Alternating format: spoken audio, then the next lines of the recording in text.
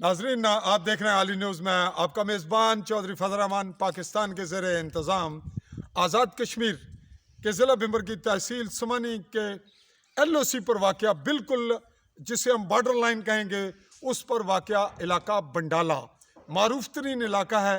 यहाँ बहुत सी इस रियासत की ताकतवर मारूफ ब्यूरोक्रेट शख्सियात भी हैं, ऑफिसर्स भी हैं, इस वक्त भी हाजिर जो मौजूद हैं इस वक्त सिस्टम में। पाक आर्मी में जर्नैल हैं इसी इलाका से, और यहीं से साबिक MLA राजा मकसूद खान हैं। जनरल का मैंने कहा राजा शाहिद परवेज़ मौजूद हैं, उनके भाई हैं वो अमजद परवेज़, वो एक ब्यूरोक्रेट है और सेक्रेटरी लेवल की जॉब पर हैं। यहीं से मेरे अपने शोबा से राजा अज़हर इकबाल इंफॉर्मेशन DG हैं इस वक्त मुजफ्फराबाद में, दीगर बहुत से लोग हैं। यहाँ जहाँ जिस हॉस्पिटल में हम खड़े हैं या BHU बेसिक हेल्थ यूनिट है बंडाला, ये उन्हीं की मेहरबानियों से, उन्हीं की काविशों से मार्ज़ वजूद में आया और उन्हीं की मेहनत से आज हम यहाँ खड़े हैं और ये अमला भी आपके पास मौजूद है। और ये कैसे हुआ इसका मुख्तसरन सा पूछ लेंगे हम यहाँ के जो अपॉइंटमेंट है, जो यहाँ मुलाजिम लोग हैं। जी, आपका तारुफ? जी, नज़ीर हुसैन जी, मेडिकल असिस्टेंट। Medical assistant. आपका ग्रेड क्या है? जी, ग्रेड 18 है। 18 है, तो आप तो माशाल्लाह इतने बड़े ग्रेड में हैं। तो आप ये बताएंगे कि आप कब से यहाँ जॉब कर रहे हैं? देखो जी, मैं मुख्तलिफ मरहला में आते जाते रहे, लेकिन कुल आपकी कुल सर्विस तकरीबन 35 साल यहाँ की सर्विस। माशाल्लाह। तो आप ये बताइएगा कि आपकी 35 साल सर्विस में आपने इसकी बुनियाद हॉस्पिटल के हवाले से को इसकी बैक स्टोरी दें, 2 लफ्ज़ों में समेटें, इसे सम आप करें। मैं 1986 में यहाँ पे आया तो तब क्या था? वो ये गवर्नमेंट की बिल्डिंग थी BHU, ठीक है। उस वक्त भी BHU थी और यहाँ पर CMO की पोस्ट भी थी और बेशतर मैं ही ज़्यादातर यहाँ पर डॉक्टर के फराइज़ सर अंजाम देता रहा। फिर 1996 में से लेकर 2015 तक, बल्कि 16 तक यहाँ पे रहा हूँ। ठीक। यहाँ से फिर 3 साल का गैप हुआ और 3 साल के बाद फिर दोबारा यहाँ पे आऊँ। तो ये हॉस्पिटल की डेवलपमेंट कितने अरसे में हुई? ये वाला जो हॉस्पिटल है, ये अजहर साहब ने ही सारा कुछ काम किया है। अजहर साहब ने इसकी डेवलपमेंट की है और लोगों से चंदा भी वसूल किया है और खुद भी उन्होंने मेहनत की है, टाइम दिया है। जितनी जो बिल्डिंग है ये सारी पब्लिक अतियात और डोनेशन पे। अच्छा, ये बताइए कि ये गवर्नमेंट के हैंडओवर कब हुआ? आपको इल्म है? जी, आप बताइए। आप इनकी जी, आप बताएंगे क्या नाम है आपका? तारफ। 18 सितंबर 2018। तो आपका तारुफ? जी, मोहम्मद सुबानी ताहिर। मोहम्मद सुबानी ताहिर साहब, आप क्या यहाँ जॉब कर रहे हैं? वैक्सीनेटर हूँ। वैक्सीनेटर हैं। तो आप कैसा फील कर रहे हैं यहाँ का कल्चर और मुश्किलात, और LOC पे भी हैं? अल्हम्दुलिल्लाह बेहतरीन। आप कुछ अपना तारुफ तबसरा तजिया दें पब्लिक का, मुश्किलात का। अच्छी है, तावन करती है तो LOC पे वाकया इसके हवाले से क्या तासुरात हैं आपके? पब्लिक अच्छा तावन करती है, हमारा स्टाफ भी बहुत अच्छा है। अच्छा, तो आपका क्या तारुफ है? जी, ना दसो। तुसा क्या है थे, नौकरी क्या है, जॉब क्या है? दाई हो, मिड वाइफ है। आपका तारुफ बेटा? मेरा नाम सुंदस कोमल है, मैं यहाँ पे LHV हूँ। क्या नाम है? सुंदस कोमल। सुंदस कोमल, आप LHV हैं? जी यार, LHV। कितना जॉब हुआ आपका? मेरे 2 साल हो गए हैं। 2 साल हो गए। तो आप क्या महसूस कर रही हैं इन 2 सालों में? कैसे मरीज आए और लोगों का बिहेव कैसा है? बहुत अच्छा है, कोऑपरेटिव है, तो पेशेंट भी आते हैं। इस दौरान आपके पास जख्मी भी आई खवातीन, जो गोलाबारी से या शेलिंग से कोई ये केस आया कोई आपके नहीं, जहन? इस तरह इत्तेफाक से नहीं आया। आपका क्या तारुफ है? जी, रिजवाना राहिला। आप क्या हैं? आप भी मिडवाइफ हैं? जी, हम मुखातिब हैं आपसे जनाब। आपका तारुफ? जी, मेरा नाम राजा शौकत अली। राजा शौकत अली, आपका जो यहाँ क्या डेजिग्नेशन है? बेसिक जो बिल्डिंग हॉस्पिटल है, ये हमने पहले बनाया था पब्लिक की डोनेशन से, डोनेशन पे, और इसमें मैं एडमिनिस्ट्रेटर था। एडमिनिस्ट्रेटर के तौर इसको हमने कुछ अर्सा एज ए प्राइवेट हॉस्पिटल भी चलाया, कुछ बीच में इसमें मेडिकल स्टोर भी रखा हुआ है। ठीक है। उसके बाद 2018 सितंबर 2018 में ये DHO इकबाल साहब थे, उनकी काविशों से, और DG जो है राजा अज़हर इकबाल, बेशक चूँकि ये बिल्डिंग हमने बनाई थी अजहर साहब ने कि ये गवर्नमेंट को डोनेशन करने के लिए। दुरुस्त है, तो फिर वो कर दी। वो थोड़ी लेट हुई है लेकिन हो गई है। पहले चूँकि पिछली गवर्नमेंट ने हमसे ली नहीं थी, जो चौधरी मजीद की गवर्नमेंट थी उसमें। अब राजा फारूक हैदर के दौर में ये इम्प्लीमेंट हो गया। इम्प्लीमेंट हुई है, लेकिन इसमें हमारी आप अजहर साहब तो इसमें बहुत ज़्यादा कोशिश कर रहे हैं। अब आप क्या महसूस करते हैं, क्या होना चाहिए? सुने, मैं अजहर साहब तो बहुत ज़्यादा कोशिश कर रहे हैं, लेकिन एज ए अवामी नुमाइंदा होने के नाते अवाम की मेरी ये रिक्वेस्ट है कि जहाँ तक भी जो आपके मीडिया के तावन से कि जो चूँकि इंतहाई बॉर्डर के टॉप पे हैं, हम बिल्कुल टॉप पे हैं। इसमें आपने रिसेंटली देखा है जो अंसर नाम का लड़का शहीद हुआ है। अगर यहाँ पे RSC हो, ठीक है, इसके लिए मेरी अकाम बाला से भी है कि इसको जितनी जल्दी हो सके इसको RSC का दर्जा दिया जाना सेंटर चाहिए, बनाया जाए, ताकि 24 आवर यहाँ पे मुलाजम हूँ। ये जो यहाँ पे ये स्टाफ, तो इमरजेंसी कॉल है ना। जो स्टाफ यहाँ पे काम कर रहा है ना, BHU का तो चूँकि एक शिफ्ट में काम होता है, लेकिन ये इनकी बहुत बड़ी एफर्ट है इस स्टाफ की। एनी टाइम ये रात गे तक यहाँ पे ये बंदा मौजूद होता है और 9-10 बजे तक बंदा यहाँ मौजूद होता है। और ऑन कॉल आप डिमांड करें तो ऑन कॉल हमारा स्टाफ यहाँ पे पहुँच जाता है। और इनकी ये बहुत बड़ी है, ये कहीं भी नहीं है आज़ाद कश्मीर में। जो भी होगा वो एक शिफ्ट में ही काम करते हैं, और फिर दूसरा लेकिन ये अपनी शिफ्ट से हट के काम करते हैं, क्योंकि ये भी LOC के रहने वाले हैं। और हमला सारा LOC का। हाँ जी, हाँ जी, मैं यही है। एम्बुलेंस हमारे पास मौजूद है, 2 एम्बुलेंसें मौजूद है। बहुत ठीक है, गवर्नमेंट से यही रिक्वेस्ट है कि हमें RSC इसका RSC दे और एम्बुलेंस का ड्राइवर भी दे। अब वो इस वक्त अभी आपके पास एक ही ड्राइवर है? एक ही ड्राइवर बल्कि ये प्रोग्राम का नेशनल प्रोग्राम के आप। अच्छा, आपका तारुफ क्या है जी? मेरा नाम मुश्ताक अहमद, नेशनल प्रोग्राम का ड्राइवर हूँ मैं। अच्छा, तो अभी एम्बुलेंस भी मेरे पास ही है। एम्बुलेंस भी आपके पास, नेशनल प्रोग्राम की गाड़ी भी आपके पास, और एक गाड़ी वैसे ही यानी स्पेयर है। जो हमारी एम्बुलेंस है दोनों डोनेशन की, दोनों डोनेशन की हैं, और 2 ड्राइवर बुनियादी तौर पे आपकी जरूरत है। चलो एक तो हो ना, एक तो हो, चले इमरजेंसी होना चाहिए। जी। दूसरा जो है RSC जो है, ये चूँकि गवर्नमेंट की शायद कोई मजबूरी होगी, लेकिन हमारी जो मजबूरी ये है कि हम इस इलाके को छोड़ भी नहीं सकते।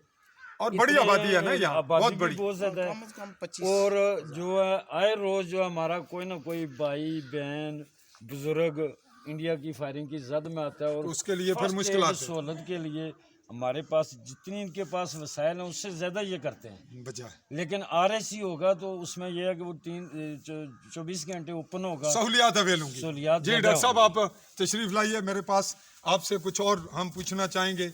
राज साहब आप भी आइएगा। आप ये बताएं, अच्छा आपसे मुलाकात जी, आपका तारुफ जी?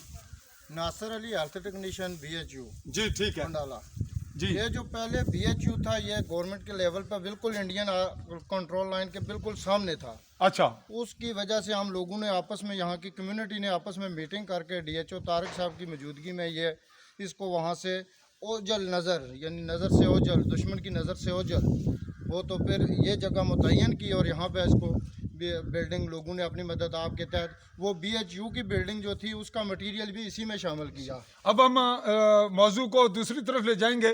कैमरामैन एक दफ़ा पीछे कैमरा लगाएगा। ये जो स्लोप है नाजरीन, ये जो आपको ढलवान नज़र आ रही है, इसके बैक साइड पे अगर बहुत कैमरा उठाया जाए तो कुछ पहाड़ी नज़र आएगी, नहीं आ रही।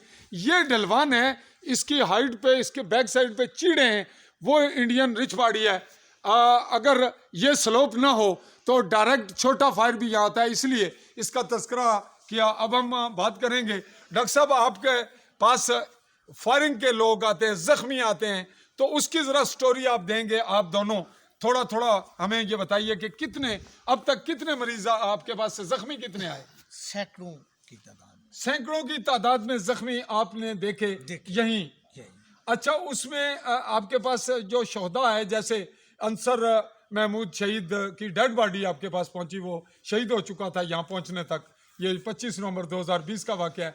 ऐसे वाकयात कितने आए कि डेड बॉडी आपके पास पहुंची? जो हमारे पास आए हैं वो 5 से 10 लोग ऐसे आए हैं। अच्छा, ये बताएं कि आपके पास खवातीन जो पहुंचती हैं जख्मी, उनके लिए भी आपके पास ऐसे बहुत से केस खवातीन भी बहुत पहुंची? ये बहुत आई हैं, बच्चियां आई हैं, उनको भी हमने फर्स्ट एड की है और उनको फिर यहाँ से रेफर किया है। ठीक है ना। आप ये बताएं कि आप बॉर्डर लाइन के खुद भी रहने वाले हैं, तो बिल्कुल फ्रंट पे आप लोग, ये बहुत बड़ी आबादी है जिसकी वजह से इस हॉस्पिटल की अफादियत भी कायम है। और आज गवर्नमेंट ने मुमकिन हद तक सहूलियात दी हैं ड्राइवर के हवाले से और RHC के हवाले से। आवाम के वसातत से बात हुक्काम बाला तक हम पहुँचा रहे हैं और पहुँच रही है। ये बताइए LOC के हवाले से ही इसकी अफादियत, अहमियत और आपकी जो कुर्बानियाँ, आपने एक और बात बताई, मैं सवाल आपसे ये अहम कर रहा हूँ। आप ये बताइए कि आपके पास आर्मी के ज़ख्मी भी इमरजेंसी पहुँचे, चूँकि करीब तर ऐसी कोई इमरजेंसी हो जाती है कि, तो ऐसा को वाक़या एक दो को याद हुआ आपको? देखें जी, कारगिल दौर में हमने आर्मी के तावन से यहाँ पे बरनाला में इन आर्मी वालों का कंपनी हेडक्वार्टर है, ठीक है, और हमारा भी तामन उनके साथ था, उनका तामन भी हमारे साथ उनका था। तो हर वक्त रहता है, बिल्कुल रहता है। आर्मी तो हर वक्त आपके हमारे सिविलियन को सपोर्ट करती है, हमारे लेकिन लोगों कभी को- कभी उन्हें मुश्किल पेश आई, तो तब आपने क्या किया? तब भी हमारे सिविलों ने भी उठाकर यहाँ पर लाए हैं, बंडाला में लाए हैं। हम लोगों ने उनकी भी फर्स्ट एड की है और उसके बाद रेफर किया है। जो हमारे वसाइल हैं उसके अंदर रहते हुए हमने कनोले पास किए हैं, हमने ड्रेसिंग की हैं और यहाँ से मरीज़ को बाकायदगी से ड्रिपें वगैरह लगा कर वो पहुंचाया। नाजरीन, आपने सुना कि यहाँ पाक आर्मी का एक रोल है। अगरचे लोग गैर जानिबदाराना स्टेटमेंट लेना चाहते हैं, सुनना चाहते हैं, जिसके लिए मेरा नाम जो है वो मारूफ भी है कि मैं रिपोर्टिंग के हवाले से जानबदारी नहीं करता, हत्ता कि जहाँ अगर कहीं मुल्की लेवल की भी कोई मामला हो तो भी रिस्क लेकर, या इस जुर्रत कहें या इसे हकायक कहें, हौसले से सच कह देता हूँ, उगल देता हूँ। तो सच बात यह है कि हमारा जो कल्चर है, हमारे कल्चर में बड़े लेवल पे जो फैसले होते हैं, जिसको मुल्की लेवल के कहते हैं, पाकिस्तान लेवल के, और हमारे रियासत में मुजफ्फराबाद लेवल के, इनके फैसलों में तो इंटरफेयर वो नज़र आती है पूरी दुनिया को। लेकिन ये सच है कि पाकिस्तान आर्मी का जो लेवल है, जो यहाँ अपॉइंटमेंट है, जो यहाँ बॉर्डर पे वो लोग अपॉइंट हैं और दिफा कर रहे हैं, जिन भी शराइत पर हैं, उनका आवाम के साथ कोऑर्डिनेशन और आवाम का उनके साथ बहुत अच्छा है। सियासी हवाले से मैं ये बात लगी लिपटी नहीं करता, सच कहता हूँ कि कश्मीर के हवाले से अक़वाम मुत्तहिदा की करारदादों के मुताबिक इसका जो डिसीजन है वो यही चाहते हैं कि यहाँ से मुसल्लह अफवाज तमाम ममालिक की वो यहाँ से शिफ्ट हों, जो अक़वाम मुत्तहिदा ने करारदाद पास की है उसके मुताबिक, और यहाँ पर अक़वाम मुत्तहिदा की ज़रिए राय शुमारी हो। ये हमारा कहना है असूली। वैसे हम वो खुशामद में कहें या इखलाक में कहें या मुरव्वत में बहुत सी मिलावट करते हैं। सच बात को उगलते हुए माजरत के साथ अगली बात करेंगे। अवामी शख्सियत भी हैं और सहाफ़ी भी हैं, अभी अभी पहुँचे हैं। जी, आपका तारुफ जी? राजा शकूर अमन। ये जर्नलिस्ट हैं जी, मेरे साथ होते हैं। इत्तेफाक से हमें तो इल्म नहीं था, अभी अभी आए। बैक साइड पे आपका घर है जी, बिल्कुल पीछे। ये जो कैमरा आपको दिखा रहा है बैक साइड पे, ये इनकी रिहाइश का है और कराची होते हैं। अभी हमें इनका तस्करा था, ये पहुँच आए। आप कब आए और तारुफ भी दें और ये बताएं किस वक्त पहुँचे आप? मैं तकरीबन 10 दिन हो गए मुझे यहाँ आए हुए। अच्छा, तो आपका इल्म नहीं था। आप यहाँ मकामी सिचुएशन है, हमारे पास वक्त की किल्लत होगी। आप ये बताइए कि इस हॉस्पिटल के हवाले से और बॉर्डर लाइन के हवाले से दो लफ्ज़ जो है आपके समेट कर, ताकि असल एक साफ़ती हवाले से आपकी जो बात है वो हमारा यही दरख्वास्त है कि जिस तरह इंतज़ामिया या गवर्नमेंट मास्क को और दीगर चीज़ों को जो है वो लाजुम और मलजूम और ज़िंदगी का एक हिस्सा बना रही है, इसी तरह हम अपने वज़ीर आज़म पाकिस्तान और वज़ीर आज़म आज़ाद कश्मीर से कहेंगे कि जो लोग बॉर्डर पर रहते हैं, डॉक्टर साहब बेहतरीन रहनुमाई कर सकते हैं, बेहतरीन गाइडलाइन दे सकते हैं कि यहाँ पे जब कैजुअल्टी होती है, जब कोई मरीज़ आता है तो इनके पास क्या अपडेट होती हैं, इनके पास क्या चीज़ें हैं, क्या किस तरीके से ये उनकी ट्रीटमेंट करते हैं, तो ये बेहतर जानते हैं और हम भी जानते हैं क्योंकि हम मकामी और हम यहाँ के पड़ोसी भी हैं, हॉस्पिटल के पड़ोसी भी, पड़ोसी भी, और हम हर चीज़ पर नज़र रखते हैं, हम देखते हैं। ये हमारे भाई हैं, हमारे साथ के लोग हैं। लेकिन हमें अफसोस होता है कि गवर्नमेंट लेवल पे यहाँ पे पैनाडोल के अलावा कुछ चीज़ें नहीं है। ब्लीडिंग को स्टॉप करने के लिए कोई इस तरह के स्पेशल किस्म के कोई ना स्प्रे वगैरह है, ना कोई ऐसी अद्वियात हैं, क्योंकि ये भी मजबूर हैं। और उसके अलावा दीगर डिजीज़ भी हैं। एक कोरोना के अलावा भी अमवात है और मौत जो है कुल्लु नफ्सिन ज़ायक़तुल मौत। जब कुरान ने फैसला दे दिया है कि हर मौत जो जान है उसने मौत का मज़ा चखना है, तो मेरी दरख्वास्त ये है कि कोरोना के अलावा भी अमवात होती हैं, डिजीज़ हैं, और उनके ऊपर भी काम करना चाहिए। और यहाँ पे ब्लड बैंक होना चाहिए, बहुत ज़रूरी है। अक्सर हमारी जो है कैजुअलिटी की वजह जो है ब्लीडिंग होती है, मेन काजेज़ जो है ब्लीडिंग है। तो ब्लीडिंग के लिए यहाँ पे ब्लड बैंक का होना बड़ा ज़रूरी है। ब्लीडिंग स्टॉप के लिए जो है उसके लिए अद्वियात का होना ज़रूरी है, स्प्रे वगैरह का ज़रूरी है। और यहाँ पे एक कम्युनिटी में जो एक सिस्टम है होना चाहिए कि कम्युनिटी को इन्वॉल्व करना चाहिए तमाम सिस्टम में, कम्युनिटी भी इसमें इन्वॉल्व हो। लोगों की जो किसी को तकलीफ पहुँचती है, और बॉर्डर के लोगों की भी दीगर भी बहुत सारी शिकायत हैं। यहाँ की बिजली की भी शिकायत है कि पूरा 12-14 घंटे बिजली नहीं रहती। और हॉस्पिटल की अहम जरूरत है, हॉस्पिटल भी उसी में आता है। तो इसको हम अगर इजाजत आप दें तो समाप्त करते हैं। नाजरीन, RHC और यहाँ अद्वियात की कमी, उसके बाद डॉक्टर, यहाँ जो ड्राइवर्स हैं उनकी शॉर्टेज है, और दीगर जो एमरजेंसी बॉर्डर लाइन के हवाले से शदीद सीवियर केस आते हैं, इंजरी केस आते हैं, जो जाहिर सी बात है कि शेलिंग होती है, बारूद भी होता है। तो इनकी जो बेसिक रिक्वायरमेंट है वो यहाँ अगर जल्द से जल्द पहुँचाई जाए अभी भी, तो ये लोग अवाम इसका इस्तेकाक रखती है। बेलौस और बिला तनख्वाह सिपाही कहलवाते हैं, ये पाकिस्तान के इस्तेकाम की दिफा की जंग लड़ते हैं। लेकिन सच बात यह है कि ये वो जंग लड़ रहे हैं जो इन पे मुसल्लत है, और उस जंग के लिए भी भारत और बायसियत इंसान इनका हक है। तो बेसिक ह्यूमन राइट्स के हवाले से हम इंसानी हकूक़ की आलमी तंजीमों से भी ये मुतालबा करते हैं कि हमारा मसला कश्मीर जितना जल्दी हो वो अक़वाम मुत्तहिदा की करारदादों के मुताबिक हल किया जाए। और जब तक इस मामले को लटकाया जा रहा है तब तक जो यहाँ जिंदा लोगों का हक है वो उन्हें दिया जाए। मैं और अपनी स्पेशली जी इन लोगों को शुक्रिया अदा करते हैं, ये मेडिकल स्टाफ जितना भी है यहाँ पे, ये जब भी कोई कैजुअलिटी होती है, जब भी कोई मुश्किलात होती हैं, ये नासिर साहब भी यहाँ खड़े हैं माशाल्लाह, सुबानी साहब भी खड़े हैं, आप भी साहब खड़े हैं, तो ये लोग बर वक्त पहुँचते हैं, गोलाबारी को नहीं देखते, फायरिंग को नहीं देखते, अपनी जान को ख़तरे में डाल के बर वक्त पहुँचते हैं। लेकिन इनकी तरफ से हमें कोई प्रॉब्लम नहीं है, लेकिन इनको गवर्नमेंट कोई चीज़ देगी तो ये लगाएंगे ना, ये घर से तो लगाने से रहे। जी नाजरीन, बड़ी अहम बात की इन्होंने। ये यहाँ जो अमला आप देख रहे हैं, डॉक्टर साहब हैं, मेडिकल टेक्नीशियन हैं, तो आप देख रहे हैं कि इनसे इन्होंने बातें भी की, बताया भी आपको।